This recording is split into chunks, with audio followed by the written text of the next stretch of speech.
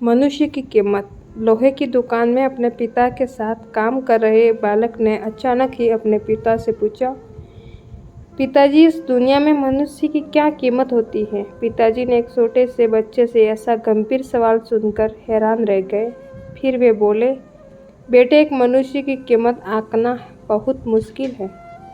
वो तो अनमोल है। बालक, क्या सभी उतना ही कीमती और महत्वपूर्ण है?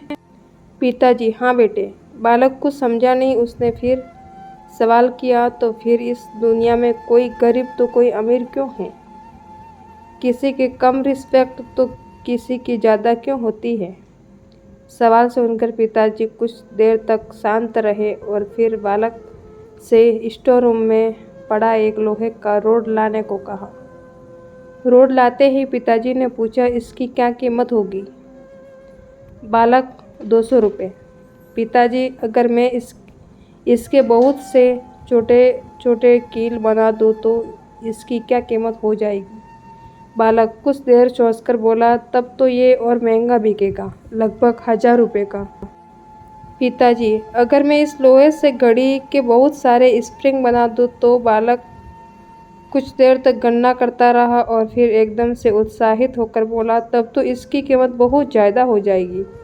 फिर पिताजी उसे समझाते हुए बोले, ठीक इसी तरह मनुष्य की कीमत इसमें नहीं है कि अभी वो क्या है, बल्कि इसमें है कि वो अपने आप को क्या बना सकता है। बालक अपने पिता की बात समझ चुका था।